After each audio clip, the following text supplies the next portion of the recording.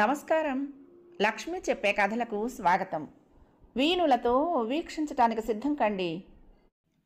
ప్రియ సఖులు, ఇప్పుడు మనం ప్రముఖ రచయిత శ్రీ అలపర్తి రామకృష్ణ గారు రచించిన స్నేహబంధం ధారావాహికం నుండి ముగింపుని వినేసేద్దామండి. ముందుగా చెప్పకుండా సడన్గా హైదరాబాద్ నుంచి మనవరాలు ఎందుకు వచ్చిందో తెలియక తికమక పడ్డాడు భానుమూర్తి. మిమ్మల్ని చూడాలనిపించి వచ్చుంటుంది, దానికి కూడా కంగారు పడాలా అంది రత్నాంబ. ఏం పని మీద వచ్చావని వచ్చిన రోజే అడిగితే బాగుండదని ఊరుకున్నాడు. మరుసటి రోజు సాయంత్రం పూట ఇంటి ముందు వైపు ఉన్న ఖాళీ స్థలంలో కుర్చీ వేసుకుని కూర్చుంది సరయు. తను ఆ ఇంట్లో ఉన్నప్పుడు ఇంటి చుట్టూ పూల మొక్కలు, కూరగాయ మొక్కలు ఎంతో శ్రద్ధగా పెంచేది. ఇప్పుడు ఒక్క మొక్క లేదు. తాత అమ్మమ్మ పెద్దవాళ్ళయ్యారు, వాళ్ళెక్కడ మొక్కల్ని పెంచుతారు? నీళ్ల సమస్య కూడా ఉందిట. ఎప్పుడో 20 ఏళ్ల కిందట వేసిన బోరు, వేసవిలో బోరు వేసినా నీళ్లు రావటం లేదు. మరింత లోతుగా కొత్త బోరు వేస్తే కానీ నీళ్లు వచ్చే పరిస్థితి లేదు. మున్సిపాలిటీ పైపుల నుంచి వచ్చే నీళ్లు అంతంత మాత్రమే. తన సమస్య గురించి ఆలోచించడం మానేసి ఇక్కడ సమస్యల గురించి ఆలోచిస్తున్నదేమిటి? తను ఇక్కడే ఉండిపోతుందా? హైదరాబాద్ తిరిగి వెళ్ళదా? మరొక ప్రాంతంలో ఉద్యోగ ప్రయత్నం చేసుకోవాలి. రత్నాంబ సరయుకు ఎదురెదురు సేవలు చేస్తూ ఉంది. తను ఉద్యోగం మానేశానని చెప్తే ఆమె ఎలా ప్రవర్తిస్తుందో, ఇక్కడే ఉండిపోతానంటే ఏమంటుందో. రత్నాంబ ఇంట్లో నుండి 2 ప్లాస్టిక్ కుర్చీలు తెచ్చి బయట వేసింది. భానుమూర్తి వచ్చి బయట కుర్చీలో కూర్చున్నాడు. రత్నాంబ ప్లేట్లలో వేడివేడి పకోడీ తీసుకొచ్చింది. తాత, నేను ఉద్యోగం మానేశాను మెల్లగా అంది సరయు. నెలకు ₹1,00,000 పైగా జీతం, మీ యజమాని తండ్రిలో చూసుకుంటున్నాడని మీ తాతకు చెప్తూ ఉన్నావు. ఉద్యోగం మానేయడం ఏంటి? మరో ఉద్యోగం వచ్చిందా ఏమిటి? వాళ్ళు ఎక్కువ జీతం ఇస్తామన్నారా? ప్రశ్నల వర్షం కురిపించింది రత్నాంబ. భానుమూర్తి మౌనంగా ఉండిపోయాడు. తండ్రిలా నన్ను చూడటం కాదు, అతనే తండ్రి, అతనే నాకు జన్మనిచ్చింది అంది. మీ యజమానికి పెళ్ళి పెటాకులు లేవు, పిల్లలు లేరని చెప్పావు కదా. నిన్ను దత్తత తీసుకుంటానన్నాడా? అందుకే ఉద్యోగం మానేశావా? మంచి పని చేశావు అంది రత్నాంబ నోట్లో పకోడీ పలుకు వేసుకుంటూ. ముందు అమ్మాయిని చెప్పనివ్వు, మధ్యలో నీ వ్యాఖ్యానాలు ఏమిటి అన్నాడు భానుమూర్తి ఆయన్ని లెక్క చేయకుండా. నువ్వెప్పుడు నన్ను హైదరాబాద్ తీసుకుపోతావు? నన్ను కారులో తిప్పాలి సిటీ అంతా అంది రత్నాంబ. మా యజమాని ఎవరో కాదు తాత, అమ్మను మోసం చేసిన వ్యక్తి. వాళ్ళ ఇంట్లో అమ్మ ఫోటోలు చూశాను. ఆయన దగ్గర పని చేయటం ఇష్టం లేక ఉద్యోగం వదిలేసి వచ్చేసాను. బెంగళూరులో మరో ఉద్యోగం వెతుక్కోవాలి. హైదరాబాద్ వెళ్ళను. అమ్మకు ద్రోహం చేసిన వ్యక్తి దగ్గర పని చేయను. మళ్ళీ అతను నాకు కనిపించకూడదు తాత ఉద్రేకపడుతూ అంది. మరీ తొందర ఎక్కువే నీకు. మరొక ఉద్యోగం వచ్చాక మానేయాలి కానీ ఉన్న ఉద్యోగం వదిలేసి ఖాళీగా మా ఎదుటి కూర్చుంటావా? నీకు మళ్ళీ ఉద్యోగం రావడానికి నెలలు పడతాయో సంవత్సరాలు పడతాయో. పేపర్లలో చూస్తున్నాం కదా ఉద్యోగాలు దొరకటం లేదని. అసలు ఉద్యోగాలు చేస్తున్న వాళ్ళని కూడా పీకేస్తున్నారటగా అంది రత్నాంబ. ఆమె మాటలు పట్టించుకోకుండా తాత వైపు చూసింది సరయు. మీ అమ్మమ్మ చెప్పే దాంట్లో కూడా నిజం లేకపోలేదు. ఏ విషయంలోనూ తొందరపడకూడదమ్మా, మరోసారి ఆలోచించుకో అన్నాడు భానుమూర్తి. తాత వైపు విస్మయంగా చూసింది సరయు. అతని దగ్గర పని చేయొద్దు, మరొక చోట ప్రయత్నించు, అప్పటిదాకా ఇక్కడే ఉండు తల్లి అని తాత అంటాడేమోననుకుంది. కూతురు జీవితంలో నిప్పులు పోశాడు, అతని పేరు కూడా తలపటమే పాపం అని చెప్పేవాడివి కదా తాత. కొన్నాళ్ల పాటు అతని కంపెనీలో ఉద్యోగం చేయమన్నట్లు చెప్తావేం అంది సరయు విస్మయంగా. ఆ కంపెనీలో ఉద్యోగం బాగానే ఉందన్నావు. నువ్వంటే ప్రత్యేకమైన అభిమానం వాత్సల్యం చూపిస్తున్నప్పుడు అక్కడ మరికొంతకాలం చేయటంలో తప్పే ఉంది. మరొక ఉద్యోగం వచ్చాక అక్కడికి వెళ్లకు, అతనికి కనిపించకు వివరణ ఇచ్చే ప్రయత్నం చేశాడు భానుమూర్తి. వాళ్ళ అమ్మలాగే నీ మనవరాలి కూడా తెక్కుంది. వాళ్ళమ్మ అతని వెంటపడి తిరిగి కడుపు తెచ్చుకుని అబార్షన్ చేయించుకోమంటే అది తప్పుగా తోచింది. మొండి పట్టుదలతో అమెరికాలో ఉన్న అబ్బాయి ఫోన్ చేస్తున్నా సమాధానం ఇచ్చేది కాదని చెప్పేవాడివిగా. అతని మొహం చుట్టానికి కూడా ఇష్టపడలేదు. ఈ రోజుల్లో పెళ్లి కాకముందు కడుపు తెచ్చుకుని అబార్షన్ చేయించుకునే వాళ్ళు కోకొల్లలు. ఆ భీష్మ మాట వినకుండా మూర్ఖంగా నీ కూతురు ప్రవర్తించింది అంది రత్నాంబ. ఆమె మాటలు నచ్చలేదు భానుమూర్తికి. తన తల్లిని రత్నాంబ తప్పు పట్టడం సరయుకు అసలు నచ్చలేదు. చట్టం దృష్టిలో పెళ్లి కాని అమ్మాయి ఓ అబ్బాయితో కొన్నాళ్లు సహజీవనం చేశాక గర్భవతి కావచ్చు. సహజీవనం చేసిన వ్యక్తి తనను వదిలేసిన ఆ బిడ్డను ఆ తల్లి పెంచుకోవచ్చు. అది పేగు బంధం. పెళ్ళయ్యాక పుట్టిన బిడ్డలకు ఏ హక్కులుంటాయో పెళ్లి కాకుండా కన్న బిడ్డకు కూడా అవే హక్కులుంటాయి. సమాజం దృష్టిలో పెళ్లి కాకుండా బిడ్డను కనటం తప్పుగా కనపడొచ్చు. గర్భం ఉంచుకోవాలో తీసేయించుకోవాలో నిర్ణయించుకునే హక్కు 18 ఏళ్లు దాటిన ప్రతి ఆడపిల్లకు ఉంది. అమ్మ విషయంలో తన కడుపులో పెరుగుతున్న బిడ్డ ఇద్దరి ప్రేమికుల అమితమైన ప్రేమానురాగాలకు ప్రతిరూపం అనుకుంది. ఆ బిడ్డ ప్రేమ ఫలం. ప్రేమికులిద్దరి మధ్య మనస్పర్ధలొచ్చినా విడిపోయినా ఆ బిడ్డ తప్పులేదుగా. గర్భంలో ఉండగానే చిదిమేసి బయటపడేయటం ఎందుకు అనుకుంది అమ్మ. ఒకవేళ ఇబ్బందులు ఎదురవుతాయి, తను పెంచలేను అనుకున్నప్పుడు అబార్షన్ చేయించుకునే హక్కు కూడా ఆ తల్లికుంది. కడుపులో ఉన్న శిశువును తీయించుకో అని చెప్పటానికి భీష్మ ఎవరు? ఆ బిడ్డ అందంగా పెరిగి పెద్దయ్యాక చూసి మురిసిపోతున్నాడు అతను. ఆ బిడ్డ నా బిడ్డే అని అందరికీ చెప్పుకోవాలని ఉవ్విళ్ళూరుతున్నాడు. అమ్మ పడిన బాధను మర్చిపోయాడు. సరయు గుండె లోతుల్లో నుంచి వచ్చాయి ఆ మాటలు. ఇంటి ముందు కారాగడంతో తలెత్తి అటువైపు చూసింది సరయు. కారు దిగి వస్తున్న ధీరజ్, అతని వెనుక చీర చెంగు భుజం నిండా కప్పుకొని వస్తున్న కనకమ్మను చూసి ఆశ్చర్యపోయింది. వాళ్లకు ఎదురు వెళ్ళి నన్ను చూడాలనిపించి హడావుడిగా వచ్చారా అడిగింది సరయు.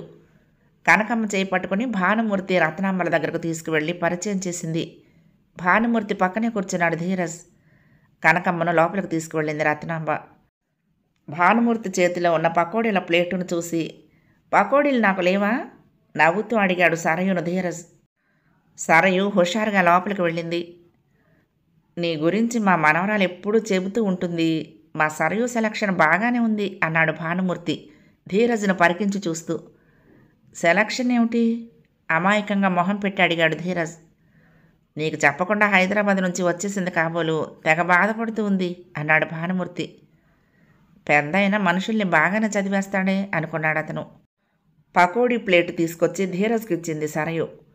లాంగ్ డ్రైవ్ చేసి వచ్చాడు కదా, లోపలికి తీసుకువెళ్ళి బాత్రూమ్ చూపించు, ఫ్రెష్ అప్ అయ్యాక ఆ పకోడీ ప్లేట్ ఇవ్వు అన్నాడు భానుమూర్తి. సారీ మర్చిపోయాను, లోపలికి రండి అంది. కోపం పోయిందా? ఆమె వెనకే నడుస్తూ అన్నాడు. మీ మీద నాకేం కోపం లేదు. మరి ఎవరి మీద కోపం ఉందో తెలుసుకోవచ్చా? పేదవాడి కోపం పెదవికి చేటని అంటారు. నేను కోపం తెచ్చుకున్నా ఏం చేయగలను? గొంతులో దిగమింగుకోవటం తప్ప అందామె. బాకీ తీర్చకుండా బిచాణ ఎత్తేస్తే ఎలా? నవ్వుతూనే అడిగాడు. టవల్ అతని చేతికిచ్చి బాత్రూమ్ చూపించింది. కనకమ్మకు నడువు నొప్పిగా ఉందంటే బెడ్రూమ్ చూపించింది రత్నాంబ. అక్కడే కూర్చుని ఏవో కబుర్లు చెప్తూ ఉండిపోయింది. సరయు హాల్లోకి వచ్చి ఆలోచిస్తూ నిలబడిపోయింది. బాకీ తీర్చకుండా వచ్చేయటమేమిటి? ధీరజ్ తమాషాగా అన్నాడా, సీరియస్గా అన్నాడా? తను ఎవరికీ బాకీ పడలేదే. అతను వచ్చాక పకోడీ ప్లేట్ ఇచ్చి మంచినీళ్ళ గ్లాసు దగ్గరలో ఉంచింది. నేనెవరికి బాకీ ఉన్నాను? అతను ఎదురుగా కూర్చుంటూ అడిగింది. మర్చిపోయావన్నమాట. లాలిత్య వాళ్ళ అమ్మ వైద్య ఖర్చుల కోసం భీష్మ గారి దగ్గర తీసుకున్న డబ్బు సంగతే. నువ్వు అడగంగానే ఇచ్చేశాడు కదా. ఆయన ఒక కండిషన్ మీద ఆ డబ్బు ఇచ్చాడు. ఆయన కంపెనీలో ఉద్యోగం మానేయకూడదని స్పష్టంగా చెప్పాడు. రిజైన్ చేసి వెళ్లే ముందు కనీసం ఓ మాట చెప్పాలి కదా. ఆన్లైన్లో రిజిగ్నేషన్ లెటర్ పంపిస్తే ఎలా అన్నాడు. ఆలోచనలో పడిపోయింది కొన్ని నిమిషాలు.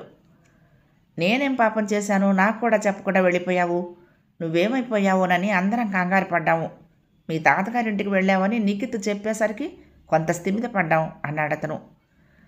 ఏమీ మాట్లాడకుండా సీరియస్గా ఆలోచిస్తూ కూర్చుంది సరయు. ఆ బాకీ ఎలా తీర్చాలో తెలియటం లేదు అంది కొన్ని నిమిషాల తర్వాత. లాలిత్య, ఆకాష్ ఆ బాకీ తీరుస్తారులే. వాళ్ళు తీర్చకపోతే అప్పుడు నువ్వు ఆలోచించవచ్చు. నువ్వు భీష్మ గారికి ఇచ్చిన హామీ నెరవేర్చు చాలు ప్రస్తుతానికి. బాకీ తీరేదాకా ఆయన కంపెనీలోనే పనిచెయ్యి అన్నాడు. ధీరజ్, ఆ భీష్మ గారు మా అమ్మని క్షోభ పెట్టాడు. ఆయన ఎదురుగా కూర్చుని మాట్లాడాలన్నా, ఆ ఆఫీసులో పనిచేయాలన్నా నా మనసు ఒప్పుకోదు. మరొక చోట పనిచేసైనా ఆయన దగ్గర తీసుకున్న డబ్బు ఇచ్చేస్తాను అంది. నీ ఇష్టం అన్నాడు ధీరజ్ ఏటో చూస్తూ. అతని మొహంలోకి చూసింది సరయు. ఏదో దిగులు అతని మొహంలో కొట్టొచ్చినట్లు కనిపించింది. కుర్చీ అతనికి దగ్గరగా లాక్కుందామే. నువ్వెందుకు అలా దిగులుగా కూర్చున్నావు అంది అతని చేతిని తన చేతిలోకి తీసుకుని. నువ్వెక్కడో ఉద్యోగం చేస్తే నాకు కనిపించవు కదా. కదిలిపోయింది అతని మాటలకు. బొటబొట కన్నీళ్లు కార్చేసింది. నేను మాత్రం మీకు దూరంగా ఉండగలనా ధీరజ్? ఈ పరిస్థితి వస్తుందని ఊహించలేదు. అతని చేతిని వదలకుండానే అంది. ఓకే, కూల్ కూల్, అన్ని సమస్యలు కాలమే పరిష్కరిస్తుంది అన్నాడు ఆకులా వణుకుతున్న ఆమె చేతిని గట్టిగా నొక్కి. ఆ రాత్రి కనకమ్మ సరయు పక్కనే పడుకుంది. నువ్వు నిఖిత్ వాళ్ళ ఇంటికి వచ్చాక ఆ ముగ్గురిలో చాలా మార్పు వచ్చింది. వాళ్ళకు నచ్చిన విధంగా బతుకుతున్నా కలిసికట్టుగా ఉంటారు. ఎవరికి ఏ ఆపద వచ్చినా సహాయం చేయడానికి ముందు వరుసలో ఉంటారు. ముగ్గురికి నువ్వంటే ప్రాణం. నీకు నచ్చ చెప్పి నిన్ను వెంట పెట్టుకుని వచ్చేయమని మరీ చెప్పారు.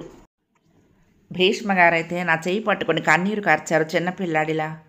పశ్చాత్తాపం పడుతున్నట్లు ప్రతి కన్నీటి బొట్టు చెప్తూనే ఉంది. తప్పులు అందరూ చేస్తారమ్మా. చేసిన తప్పును కొందరే తెలుసుకుని సన్మార్గంలో నడవటానికి ప్రయత్నిస్తారు. భాగవతంలో పోతన ఏం చెప్పాడో తెలుసా?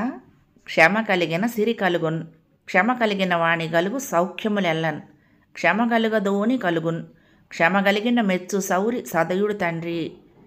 అంటే ఓర్పుతో అన్నీ సాధించవచ్చు. కోపంతో గొప్పతనము మంచి గుణాలు తగ్గిపోతాయి తల్లి. జరిగిందేదో జరిగిపోయింది. జరిగిపోయిన దాన్ని మార్చలేము.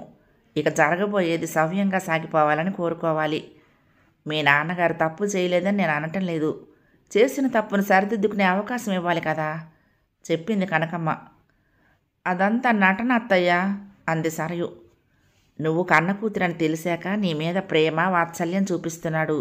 అదంతా నటన అని కొట్టిపారేస్తున్నావు. ఆ నటనతో ఆయనకొచ్చే ప్రయోజనం ఏమిటి? అంది. లోకం ఆయన్ని చాలా మంచివాడని పొగుడుతారు. గతంలో చేసిన పాపాలు కొట్టుకుపోతాయి, అంది సరయు. అహంతోనో అజ్ఞానంతోనో మీ అమ్మను వదిలేసి వెళ్ళిపోయాడు. అది ముమ్మాటికి తప్పే. కానీ మీ అమ్మ మీద అంతులేని ప్రేమ ఉందమ్మా, చెప్పింది కనకమ్మ. మా అమ్మ మీద అంత ప్రేమ ఉందని మీరు నమ్ముతున్నారా? అదంతా బూటకం. బూటకమైతే భీష్మగారు మరొక పెళ్లి చేసుకునేవాడు. పిల్లా పాపలతో సుఖంగా ఉండేవాడు కాదా? మీ అమ్మ చనిపోయిందని తెలిసి బాధపడ్డాడు. నీకోసం గాలించాడు.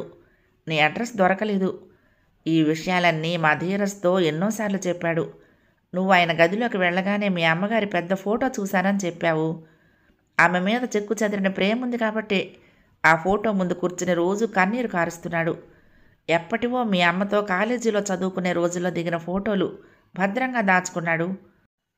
సరయు వెక్కి వెక్కి ఏడ్చేసింది తల్లి తలపుకు రాగా. నువ్వు ఆయన్ను డాడీ అని ఆప్యాయంగా పిలవకపోయినా పర్వాలేదు, నువ్వు తరచూ కనిపిస్తే చాలు అనుకుంటున్నాడు, చెప్పింది కనకమ్మ. ఇప్పుడు నన్నేం చేయమంటావో నువ్వే చెప్పు అత్తయ్య. కొంతవరకు సరయు మెత్తబడిందని అర్థమైంది కనకమ్మకి. జీవితంలో అనుకోని సంఘటనలు ఎదురవుతూ ఉంటాయి. అపజయాలు చవి చూడాల్సి వస్తూ ఉంటుంది. మనం ద్వేషించే వాళ్ళు మన పక్కనే మెసులుతూ ఉంటారు. గుండె జారిపోకుండా దిటవు చేసుకోవాలి. యుద్ధంలో 1,00,000 మందిని జయించిన వాడికన్నా మనసును అదుపులో పెట్టుకున్నవాడే బలవంతుడు, గుణవంతుడు. సరైన నిర్ణయం తీసుకోకపోతే కొత్త సమస్యలు ఎదురవుతాయి. సహనం లేని మనిషి చమురు లేని దీపం వంటివాడు. ఎదుటి వాళ్ళల్లో తప్పులు వెతుక్కుంటూ పోతే మంచివాడు ఒక్కడూ దొరకడు. మీ అమ్మా నాన్నల ప్రేమకు చిహ్నం నువ్వు. జన్మని జీవశక్తిని ఇచ్చింది వాళ్లే. నదీ ప్రవాహానికి 2 వైపులా ఉన్న గట్లు గట్టిగా ఉంటే పదిలంగా ఆ ప్రవాహం సాగిపోతుంది. నీ జీవన ప్రవాహానికి ఒకవైపు ఉన్న గట్టు ఛిద్రమైపోయింది.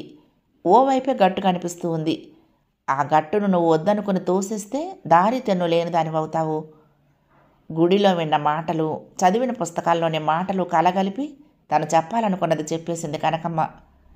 మీ నాన్నను కూడా దూరం చేసుకోకు తల్లి అని మరీ చెప్పిందామే. ఆ రాత్రి చాలాసేపు నిద్ర పట్టక అటు ఇటు పొర్లింది సరయు. ఇన్నేళ్లుగా తనకు నచ్చిన నిర్ణయాలు తీసుకుంది. తాత రత్నామ్మను అమ్మమ్మ అని పిలవకముందే అలా అనేది కాదు. 3 మగపిల్లలున్న ఇంట్లో ఆడపిల్లవు, నువ్వు ఉండటం మంచిది కాదు అని పరిచయం ఉన్నవాళ్ళంటే పట్టించుకోలేదు. భీష్మ ముక్కుసూటి మనిషి. ఆయన ఛాంబర్లో ఎక్కువసేపు కూర్చోకు, నిన్ను లెఫ్ట్ అండ్ రైట్ తీసుకుంటాడని ఆఫీసులో వాళ్ళంటే వినేది కాదు. చదువుకునే రోజుల్లో కూడా మగపిల్లలతోనే ఎక్కువగా తిరిగేది. ప్రిన్సిపాల్ హెచ్చరించిన మొదటిసారి తనకు నచ్చకపోయినా హైదరాబాద్ తిరిగి వెళ్ళాలనుకుంది. భీష్మ ఆఫీసులోనే పనిచేయాలని నిర్ణయించుకుంది. మరీ అవసరమైతేనే భీష్మగారి ఛాంబర్లోకి అడుగు పెడుతుంది. గంటల కొద్దీ ఆయన ఎదురుగా కూర్చుని మాట్లాడదు అని నిర్ణయించుకుంది. ఆలోచనలన్నీ ఓ కొలిక్కొచ్చేసరికి నిద్ర పట్టింది సరయుకు. స్వప్న భీష్మ ఇంట్లో పనిచేసే వంట మనిషి కూతురు బీఈడీ చదువుతోంది. మరొక సంవత్సరం గడిస్తే కూతురు చదువు పూర్తి చేసుకుని టీచర్ ఉద్యోగం చేస్తుందని సంబరపడుతూ ఉంది వంట మనిషి సరోజిని. ఎంతవరకు చదువుకుంటే అంతవరకు స్వప్నను చదివిస్తారని భీష్మ చెప్తూ ఉండేవాడు. ఆ అమ్మాయికి కాలేజీ లేనప్పుడు వసుధాదేవి దగ్గరే గడిపేది. ఆమె ఎక్కడికన్నా వెళ్ళాలంటే కారులో తోడుగా వెళ్ళేది. భోజనం చేసేటప్పుడు దగ్గరుండటం, మందులు ఇవ్వటం, తన స్నేహితురాళ్ల కబుర్లు చెప్తూ ఉండేది. ఫీజులు ఎక్కువగా వసూలు చేసే కార్పొరేట్ విద్యా సంస్థల్లోనే చదివింది. కిండర్ గార్డెన్ నుంచి. ఆ ఖర్చంతా భీష్మ ఇవ్వటంతో చుట్టుపక్కల వాళ్ళంతా ఆ అమ్మాయి భీష్మ బంధువుల పిల్ల ఉంటుంది అనుకునేవాళ్ళు. 2 రోజులుగా సరోజిని పనిలోకి రాలేదు. ఎప్పుడన్నా సరోజిని రాకపోతే వాచ్మెన్ భార్య వంట పని చూసుకునేది. ఉప్పు కారాలు ఎక్కువ వేసేది. ఆ వంటలు నచ్చక సరోజిని ఎప్పుడొస్తుందా అని ఎదురు చూస్తూ ఉండేవాళ్ళు భీష్మ, వసుధాదేవి. 3వ రోజు వచ్చింది సరోజిని. పేపర్లో బిజినెస్ వార్తలు చదువుతున్న భీష్మ తాలెత్తి చూశాడు. ఏమ్మా 2 రోజులుగా పనిలోకి రాలేదు, ఒంట్లో బాగుండలేదా అడిగాడు. సరోజిని కళ్ళల్లో నీళ్లు ఉబకటం గమనించాడు. ఏమైందమ్మా, మీ ఆయన మళ్ళీ వెళ్ళిపోయాడా ఎక్కడికైనా? సరోజిని భర్త నిలకడలేని మనిషి. ఒక్కచోట ఉండడు. విజయవాడలో 4 రోజులుంటే కర్నూలులో 10 రోజులుంటాడు. చెప్పా పెట్టకుండా విశాఖపట్నం చేరుకుంటాడు. ఏదైనా పని చేస్తాడా అంటే అది లేదు. రియల్ ఎస్టేట్ వ్యాపారం చేసే వాళ్ళతో తిరుగుతూ ఉంటాడు.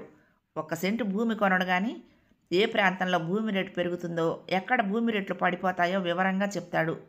చేతికి 4 ఉంగరాలు, మెళ్ళలో మెరుస్తూ కనిపించే చైన్ వేసుకుని దర్జాగా తిరుగుతూ ఉంటాడు. ఎవరు రమ్మంటే వాళ్ళతో వెళ్ళిపోతాడు. ఏం పని మీద వచ్చాడో, ఎన్నాళ్ళు అక్కడ ఉంటాడో కూడా తెలీదు. జేబులో 500 నోటు ఉంటుంది. ఆ నోటు చల్లని నోటని, మెళ్ళో వేసుకున్న చైన్ రోల్డ్ గోల్డ్దని అతనితో బాగా పరిచయం ఉన్న వాళ్ళకే తెలుస్తుంది. సరోజిని కదిలిస్తే మొగుడు గురించి 3 గంటలు నాన్ స్టాప్గా మాట్లాడుతుంది. వాడెక్కడున్నాడో, ఎలా ఉన్నాడో పుట్టించిన ఆ బ్రహ్మదేవుడికి కూడా తెలియకుండా దేశాలు పట్టుకు తిరుగుతూ ఉంటాడు. నా బాధంతా కూతురు గురించేనండి అందామే. ఏమైందమ్మా, పరీక్ష తప్పిందా? పోతే పోని మరొకసారి రాసుకోవచ్చు అన్నాడు భీష్మ మళ్ళీ పేపర్లో తలదూర్చి. పెద్దగా ఏడ్చేసిందామె. ఎప్పుడూ నవ్వుతూ సరదాగా మాట్లాడే ఆమె రోధించటం కొత్తగా అనిపించింది. అసలు విషయం ఏమిటో చెప్పమ్మా అన్నాడు విసుగ్గా. మా అమ్మాయి మొహం మీద యాసిడ్ పోశాడు ఓ దుర్మార్గుడు అంది ఆమె ఏడుపు దిగమింగుకుని. ఎవరు పోశారు? చామంతి పువ్వులా ముచ్చటగా కనిపించే మొహం మీద యాసిడ్ పోయాలనే దుర్బుద్ధి ఎవరికొచ్చింది? పేపర్ పక్కకు విసిరేసి అడిగాడు. మా ఇంటి పక్కన సుమిత్ర అనే అమ్మాయి ఉంది. ఆ పిల్ల నా కూతురు స్నేహితురాళ్ళు. ఇద్దరు బీఈడి చదువుకుంటున్నారు. మా వీధిలో ఉండే అవినాష్ అనే అబ్బాయి సుమిత్ర వెంట పడుతున్నాడు. ప్రేమించానంటాడు, పెళ్లి చేసుకుందాం అంటాడు. రోజు కాలేజీకి వెళ్ళేటప్పుడు విసిగిస్తూ ఉంటే వీళ్ళిద్దరూ వాడిని మందలించారు. వీళ్ల మాటలు లెక్క చేయకుండా సుమిత్రను ఏడిపించేవాడు. ఒకరోజు ఆ అమ్మాయి తల్లిదండ్రులు ఇంట్లో లేనప్పుడు లోపలికొచ్చి కత్తి చూపించి నాతో పాటు వచ్చి గుళ్ళో పెళ్లి చేసుకుని ముంబై వెళ్ళి సెటిల్ అవుదాం, అక్కడ నా ఫ్రెండ్స్ ఉన్నారు అని చెప్పాడట. ఆ పిల్ల భయపడిపోయి తల్లిదండ్రులకు చెప్పింది. పోలీస్ స్టేషన్కి వెళ్ళి కంప్లైంట్ ఇవ్వలేదా అడిగాడు భీష్మ. ఆ అమ్మాయి తల్లిదండ్రులు ఆ కుర్రాడికి భయపడ్డారు. ఎందుకు వచ్చిన గొడవని మౌనంగా ఉండిపోయారు. మా అమ్మాయి ఊరుకోకుండా సుమిత్రను పోలీస్ స్టేషన్కి తీసుకువెళ్ళి కంప్లైంట్ ఇప్పించింది. ఆ కుర్రాడికి కోపం వచ్చి మా అమ్మాయి స్వప్న మొహం మీద యాసిడ్ పోశాడు. ఆ కుర్రాడిని పోలీసులు జైల్లో పెట్టారు. ఇప్పుడు మా అమ్మాయి హాస్పిటల్లో ఉంది బాబు చెప్పుకుపోయింది సరోజిని. ఇప్పుడు ఎలా ఉంది స్వప్నకు? ముందు గవర్నమెంట్ హాస్పిటల్కి తీసుకువెళ్ళాం. ఏదో ప్రథమ చికిత్స చేశారు కానీ అగ్ని ప్రమాదాల్లో కాలిన గాయాలకు చికిత్స చేసే సదుపాయాలు మా హాస్పిటల్లో ఉన్నాయి కానీ యాసిడ్ గాయాలకు వాడే మందులు మా దగ్గర లేవు. మెరుగైన చికిత్స కావాలంటే పెద్ద ఆసుపత్రికి తీసుకెళ్ళమన్నారు బాబు. పెద్ద హాస్పిటల్లో చేర్పించాము. వాళ్ళు చెప్పే ఫీజుల సంగతి వినగానే నాకు కళ్ళు తిరిగాయి. మీ దగ్గరకు పరిగెత్తుకుంటూ వచ్చాను. మీరే మా అమ్మాయిని కాపాడాలి. 2 చేతులు జోడించి ప్రాధేయపడింది.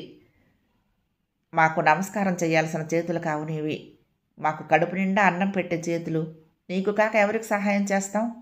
నేను హాస్పిటల్కి వెళ్ళి స్వప్నను చూసి డాక్టర్లతో మాట్లాడతాను అన్నాడు భీష్మ. కొంత స్థిమిత పడింది సరోజిని. భీష్మ హాస్పిటల్కి వెళ్ళేటప్పటికి స్వప్న పడుకున్న బెడ్ దగ్గర నిలబడి ఉన్న సరయును చూసి ఆశ్చర్యపోయాడు.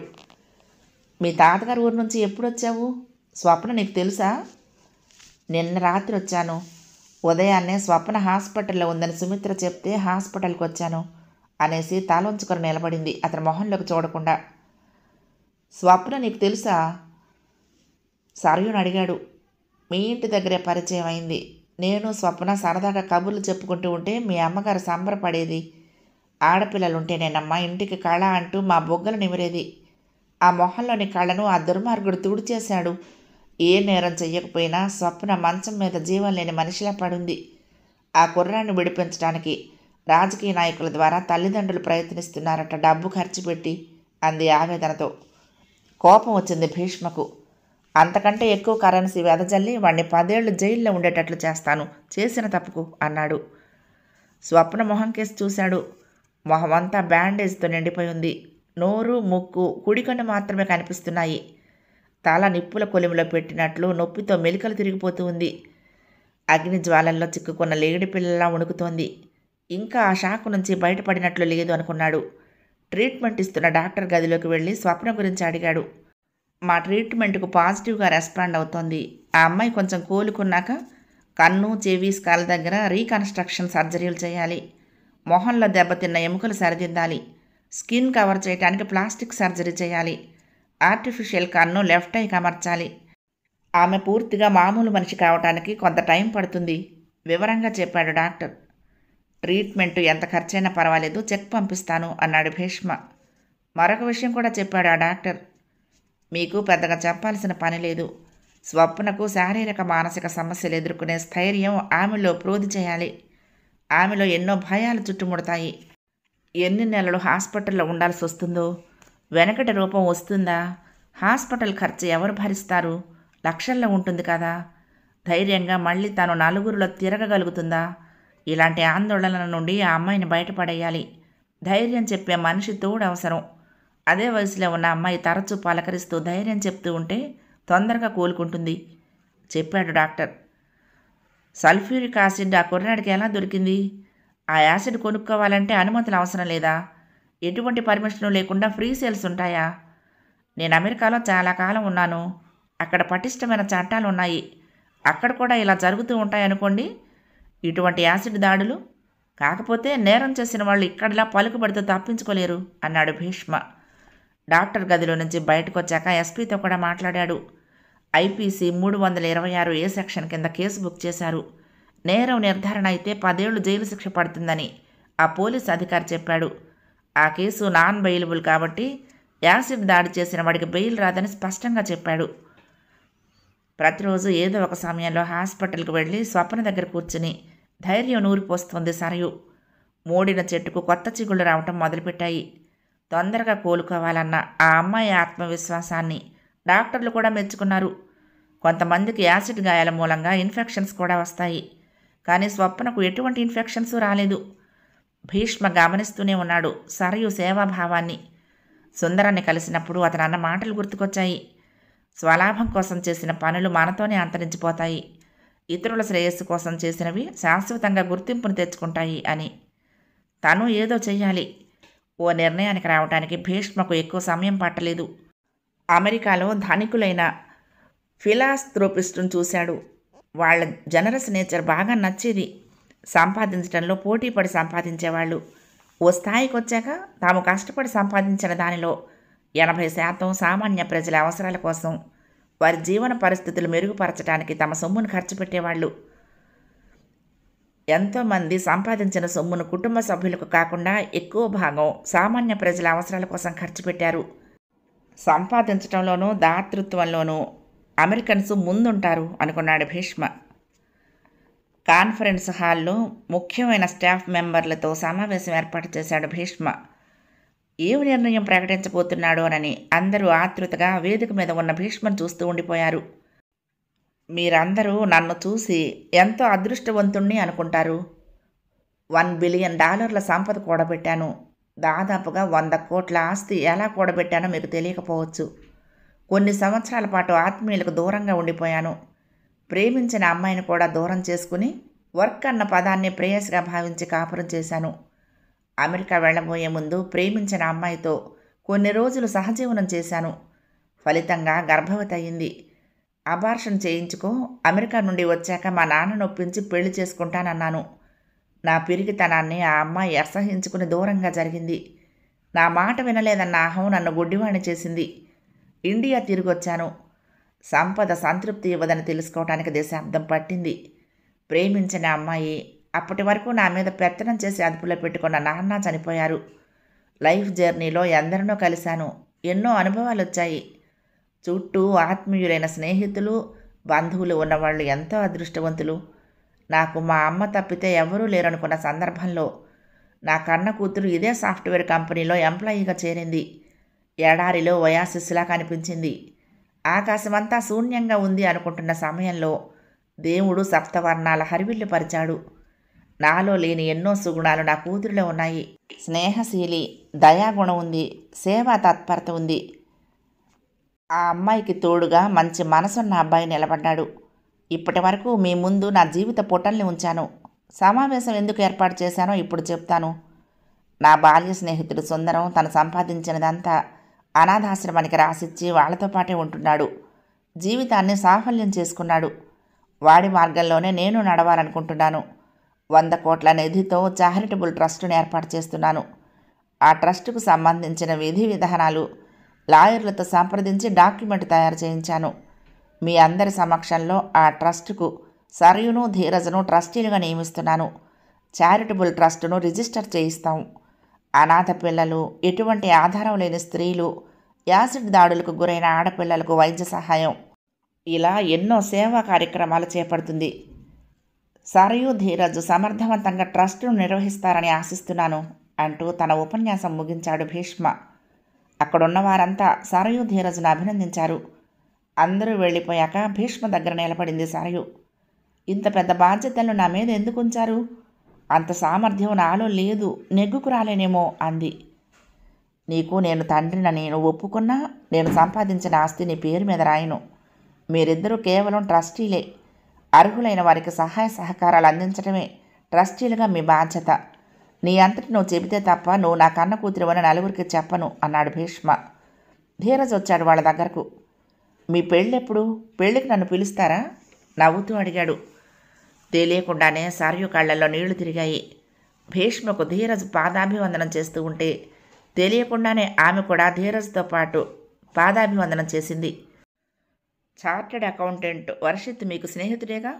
ఆర్థిక వ్యవహారాల నిర్వహణకు అతని సహకారం తీసుకోండి అన్నాడు భీష్మ. సీఏలో మీకు ర్యాంక్ వచ్చిందా?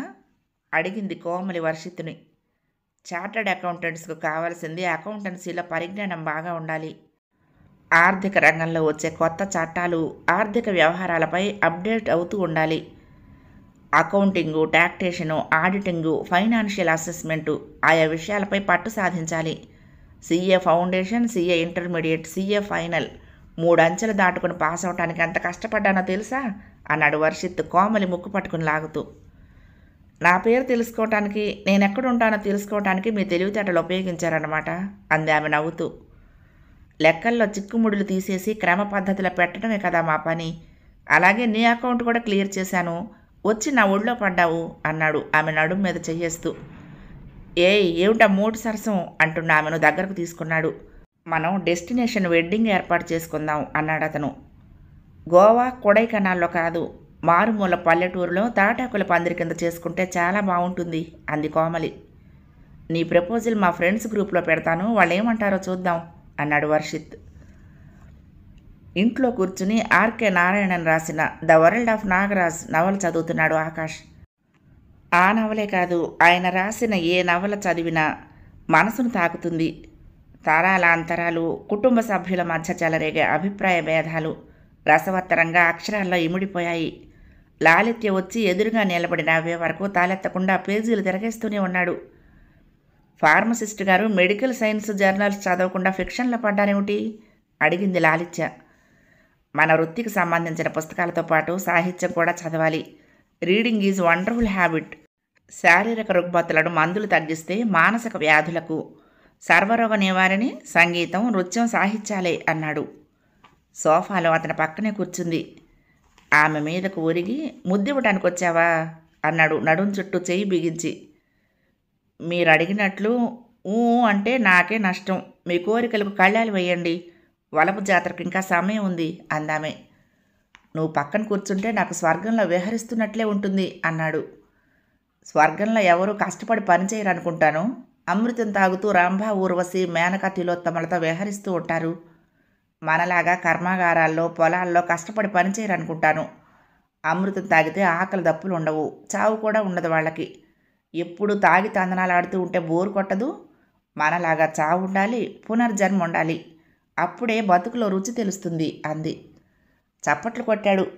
మేడంకు మంచి అవగాహన ఉందే స్వర్గలోకం మీద. మళ్ళీ జన్మ అంటూ ఉంటే నీ పక్కన నేనే ఉండాలి అన్నాడు. ఇంటి ముందు కారాగిన శబ్దం వినిపించింది. లాలిత్యకు కొంచెం దూరంగా జరిగి కూర్చున్నాడు. నిఖిత్ వచ్చాడు ప్రేరణను వెంటబెట్టుకుని. వాళ్ళిద్దరూ షాపింగ్ చేసి వచ్చినట్లున్నారు. ఇద్దరి చేతుల్లో బ్యాగులున్నాయి. హలో లాలిత్య, ఎలా ఉన్నావు? ఎవ్రీథింగ్ ఫైన్ అనుకుంటాను అన్నాడు నిఖిత్. మీ ఫ్రెండ్ ఆకాష్ ఊబిలో కూరుకుపోయిన నన్ను పైకి లాక్కొచ్చాడు. మీరంతా అండగా ఉంటే నాకిక ఏ చిక్కులు సమస్యలు రావు అంది లాలిత్య నవ్వుతూ. అదేనమ్మా ఫ్రెండ్షిప్లో ఉన్న సౌలభ్యం. షాక్ అబ్జర్వ్ వల్ల పక్కన ఎవరో ఒకరు ఉండి మనకు ఎటువంటి షాకులు కొట్టకుండా కాపాడుకుంటారు. వెనక ఉమ్మడి కుటుంబాలు ఉండేవి. ఒకరికొకరు అండాదండగా ఉండేవాళ్ళు. నాకు ఉమ్మడి కుటుంబం కాన్సెప్ట్ బాగా నచ్చింది. అందుకే మన వాళ్ళందరికీ చెప్తూ ఉంటాను, మన 4 ఫ్యామిలీలు ఎప్పుడు కలిసే ఉండాలి, ఒకచోటే ఉండాలి అన్నాడు నిఖిత్. మనందరి పెళ్ళిళ్ళు కూడా ఒకే చోట జరిగితే బాగుంటుంది అన్నాడు ఆకాష్. అందరం కూర్చుని డిసైడ్ చేద్దాం అన్నాడు నిఖిత్. చంద్రమౌళి వచ్చాడు హైదరాబాదు. గరుడ బస్సు దిగి నడుచుకుంటూ వచ్చాడు ఇంటి వరకు. బ్రష్ చేసుకుంటూ ఇంటి ముందు చెట్ల దగ్గర అటు ఇటు తిరుగుతున్న నిఖిత్ తండ్రిని చూసి ఆశ్చర్యపోయాడు. నేనే మన ఊరు వద్దామనుకుంటున్నాను నాన్న, మీరే వచ్చేశారు. ఫోన్ చేస్తే బస్ స్టాప్ దగ్గరకు కారు తీసుకొచ్చేవాడిని కదా. నిఖిత్ తండ్రి చేతిలోని బ్యాగ్ అందుకుంటూ అన్నాడు. 20 ఏళ్ళు ఈ ప్రాంతంలో ఉన్నాను. ఈ మేడ నేను కట్టుకున్నదే. చుట్టుపక్కల ఒక్కళ్ళు కూడా తెలిసిన వాడు కనిపించలేదు. రోడ్లన్నీ ఇరుకైపోయాయి. అన్నీ పెద్ద పెద్ద బిల్డింగులే. బస్టాండ్ నుంచి నడిచొస్తే అన్నీ చూడొచ్చని నడుచుకుంటూ వచ్చానురా. బాగా మారిపోయిందిరా సిటీ అన్నాడాయన. అప్పుడు నువ్వు ప్యాంటు షర్టు వేసుకుని గవర్నమెంట్ జీపులో తిరిగేవాడివి నాన్న. ఇన్ షర్ట్లో వచ్చేవాడివి ఇంట్లో నుంచి బయటకు వచ్చినప్పుడు. నీ పక్కన ఉన్న వాళ్ళతో ఇంగ్లీష్లో మాట్లాడుతూ ఉండేవాడివి. ఇప్పుడేమో తెల్లటి చొక్కా, ధోవతి, భుజం మీద జెరీ అంచు కండువాత కనిపిస్తావు. పల్లెటూరి రైతువని అనుకుంటారు. నువ్విక్కడ పెద్ద ఇంజనీర్ హోదాలో ఉండేవాడివని ఎలా గుర్తిస్తారు అన్నాడు నిఖిత్ తండ్రిని హాల్లోకి తీసుకొచ్చి. మూలాలు ఎక్కడవే కదరా. రైతు బిడ్డను. మా నాన్న చదివించాడు కాబట్టి పట్నం వచ్చాను. ఇక్కడ పని అయిపోగానే సొంతూరు వెళ్ళిపోయాను అన్నాడాయన. అదే విచిత్రంగా అనిపిస్తుంది. ఇక్కడ వివిధ వృత్తులు, వ్యాపారాల్లో, ఉద్యోగాల్లో ఉన్న వాళ్ళల్లో అధిక శాతం పల్లెల నుంచి వచ్చిన వాళ్లే. ఇక్కడికొచ్చి స్థిరపడిన వాళ్ళెవరూ తమ పిల్లల్ని పల్లెటూరు వెళ్ళి 4 ఎకరాలు కొనుక్కుని వ్యవసాయం చెయ్యి అని ఎవ్వరూ చెప్పటం లేదు. నాకు అదే విచిత్రంగా కనిపిస్తుంది. బాగా చదువుకో, ఇంజనీరో డాక్టరో కావాలని నా వెంటపడి చెప్పేవాడివి కాదు నువ్వు. మార్కులు తక్కువ వచ్చాయని మందలించేవాడివి కాదు. డిగ్రీ తప్పితే మన ఊరు వెళ్ళి తాత నాయనమ్మలతో ఉండి పొలం వెళ్ళు అనేవాడివి. నువ్వు రిటైర్ అయ్యాక నీతో పాటు వచ్చేయమన్నావు. ఈ మేడ నాకు వదిలేశావు. ఏనాడు రెంట్లు ఎంత వస్తున్నాయి, నువ్వు చేస్తున్న రియల్ ఎస్టేట్ వ్యాపారంలో ఎంత సంపాదించావు అని ఎప్పుడూ అడగలేదు. You are still enigma to me అన్నాడు నిఖిత్. తండ్రి కొడుకులు స్నేహితుల్లా మాట్లాడుకోవటం చూసి ఆశ్చర్యపోయింది హాల్లోకి వచ్చిన సరయు. పెదనాన్నగారు నమస్తే అంది.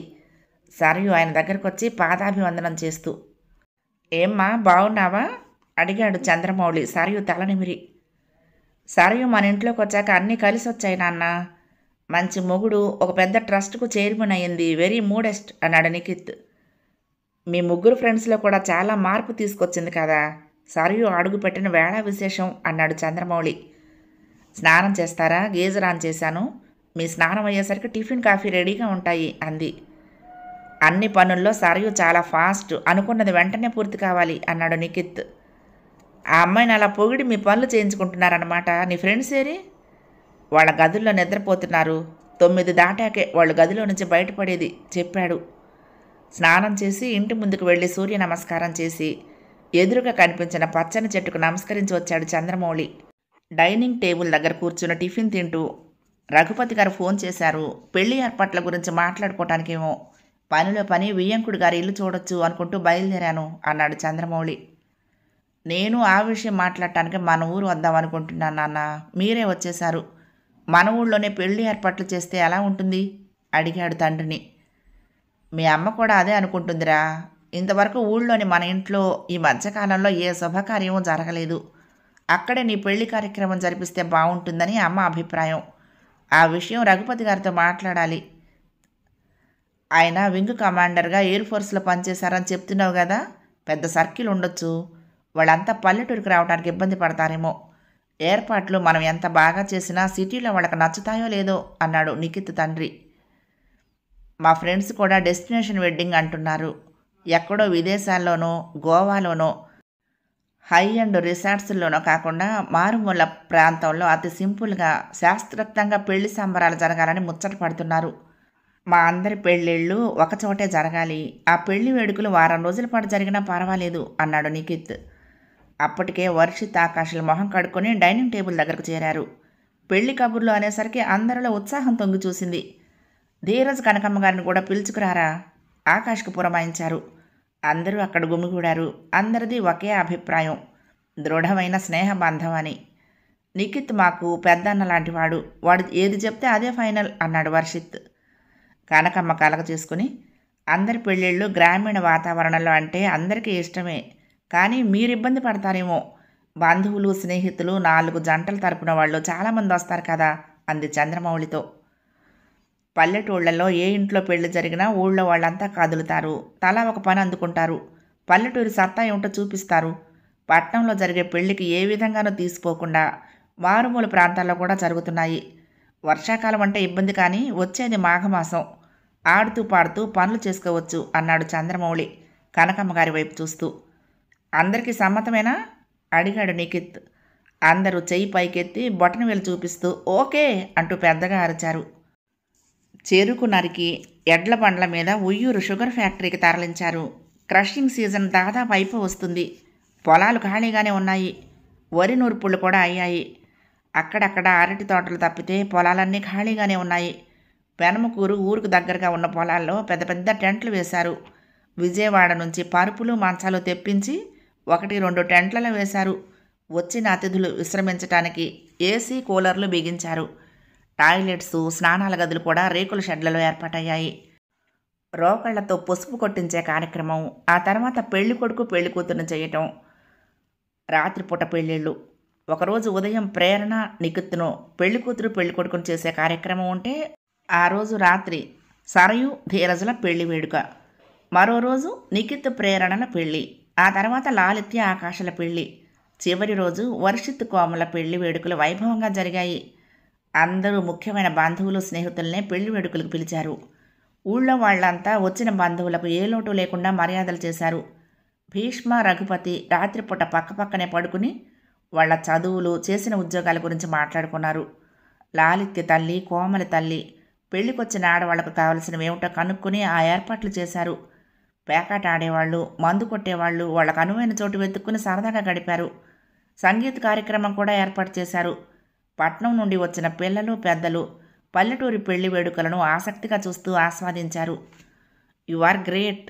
ఎంతో శ్రమపడి 4 పెళ్ళిళ్ళు వైభవంగా సందడిగా జరిపించారు. ఎప్పటికీ గుర్తుండిపోయేటట్లు అన్నాడు భీష్మ చంద్రమౌళిని మెచ్చుకుంటూ. నాదే ఉంది, ఊళ్ళో వాళ్ళ సమిష్టి కృషి ఇది అన్నాడు చంద్రమౌళి. 2 ఏళ్లు గడిచిపోయాయి. సరయుకు కొడుకు పుట్టాడని తెలిసి కారులో వచ్చాడు భీష్మ. ఇంటి లోపలికి అడుగు పెట్టడానికి తటపటాయిస్తూనే బయట నిలబడ్డాడు. మనవడికి స్నానం చేయించి పౌడర్ రాసి బొట్టు పెట్టమని కోడలికి చెప్పి ఏదో పని మీద బయటకు వచ్చింది కనకమ్మ. తలొంచుకొని నిలబడ్డ భీష్మను చూసిందామె. అక్కడే నిలబడిపోయారేమిటి, లోపలికి రండి అంది. లోపలికి నడిచాడు భీష్మ. నుదుటిన బొట్టు, బొగ్గ మీద దిష్టి చుక్క పెట్టి ఉయ్యాల్లో కొడుకుని పడుకోబెడుతూ అంది సరయు. డాడీ, వీడికి అన్నీ మీ పోలికలే వచ్చాయి అని. పొంగిపోయాడు భీష్మ. ఓ పక్కన సరయు తనను డాడీ అని పిలిచినందుకు, మరొక వైపు ముద్దులు మూటకట్టే మనవడిని చూస్తూ జేబులోని గోల్డ్ చైన్ తీసి మనవడి మెడలో వేసి ఎత్తుకున్నాడు. ఆయనలో ఆనందం అంబరం అంచుల్ని తాకింది. నవల సమాప్తం. ప్రియ సఖులు, ఈ నవల మీకు నచ్చితే తప్పకుండా లైక్ చేయండి, షేర్ చేయండి, కామెంట్ చేయండి, సబ్స్క్రైబ్ చేసుకుని నన్ను ఎంకరేజ్ చేయండి. ఉంటానండి. ప్రేమతో లక్ష్మి, కృష్ణాతీరం, దుర్గమ్మ సన్నిధానం. నమస్తే.